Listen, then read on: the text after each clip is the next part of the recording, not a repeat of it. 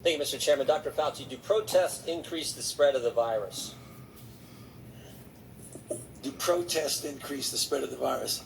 I think I can make a general statement. Well, 500,000 protesters on June 6th alone. Yeah. I'm just asking that number of people. Does it increase the spread of the virus? Crowding together, particularly when you're not wearing a mask, contributes to the spread of the virus. Should we limit the protesting?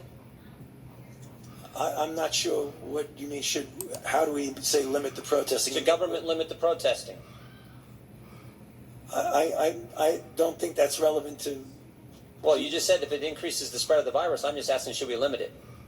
Well, I'm not in a position to determine what the government can do in a forceful way. Well, you make all kinds of recommendations. You make comments on dating, on baseball, on everything No. you can imagine. I'm just asking you. You just said that Yeah. protests increase the spread. I'm just asking you, should we try to limit the protests? No, I think I would leave that to people who have more of a position to do that. I can tell you. Government stopping people from going to church, Dr. Fauci. Yeah.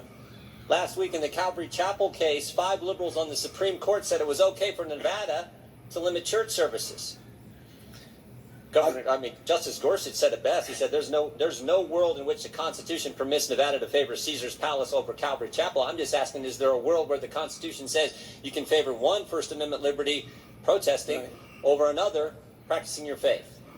I'm not favoring anybody over anybody. I'm just making a statement that's a broad statement that avoid crowds of any type, no matter where you are, because that leads to the acquisition and transmission.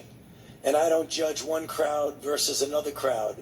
When you're in a crowd, particularly if you're not wearing a mask, that induces the spread. It's a simple question, Doctor. Should we limit the protests? Government is obviously limiting people going to church. And look, there's been no violence that I can see at church. I haven't seen people during a church service go out and harm police officers or burn buildings. But we know that, for 63 days, 9 weeks, it's been happening in Portland. Right.